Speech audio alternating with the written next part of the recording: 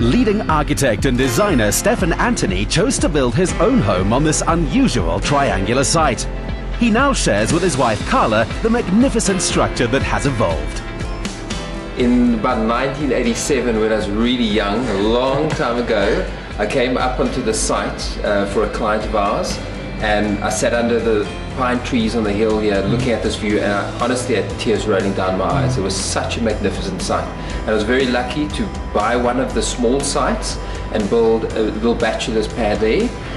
Then I met Carla, and she moved into the bachelor's pad with me, and of course bachelor's pad with a woman living there doesn't work. And then we knocked it down, and then we built this, which is a double dwelling, and we've got the upper 2.5 levels. Carla, was it love at first sight for you? Me or the house? I must be honest, it was love at first sight with him, and then the house. The curves take their cue from the waves and coastline, the swelling and falling away also functioning to let light into the lower level terrace.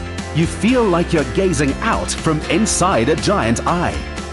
Cape Town, South Africa has this incredible climate, so we always try to design so that sliding doors and windows disappear and space just flows between inside and outside. And especially over here, we raised the dining room by 3 steps. So from the dining room you look down towards the beautiful view, and that really works fantastically well. Inspired by the museum spaces of the new Louvre in Paris, they've used their home as a canvas to design a new furniture range by Oka. This is not a kind of normal house in the sense of having walls and little openings. This is more a sculptural kind of a house. It's really part of the decor, the art, the decor that really comes together in a very interesting way. So when you come out the lift, for example, we've got the idea of the beautiful dark steel, almost seaweed hanging, which has a mirror behind, so it gives you this illusion of looking through seaweed as you arrive. Then on the far side in the niche, there's a pot by Carla.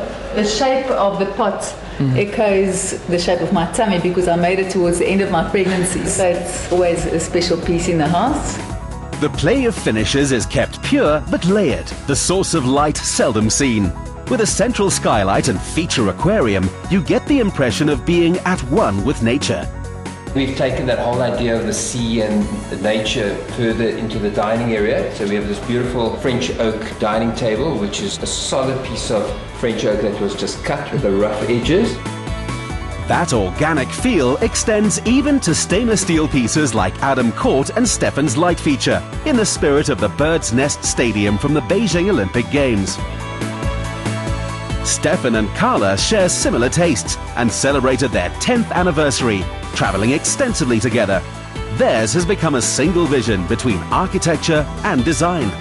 What I like most about our main bedroom is the fact that it's not huge, so you don't get lost in it, and that it's so fresh and bright, and also we don't have a lot of things cluttering the space. We have the sculptural light, we have some family photographs over there. Those aren't elephant tusks, right? It's actually camel bone that we bought in China, and it's also beautiful because it kind of frames that space over there. The bathroom's floating jellyfish of a light lends the idea of being submerged. And then there's Carla's baby. So this is the labor of love. Oh, this wow. is my favorite part of the house. That is cool. You made that? Yes, it took me about 6 months to physically make the little mosaics. Wow. And then I even tiled it physically, which was quite a thing. And I said to Stefan, if ever anything happens in our marriage, I'm taking this wall with me.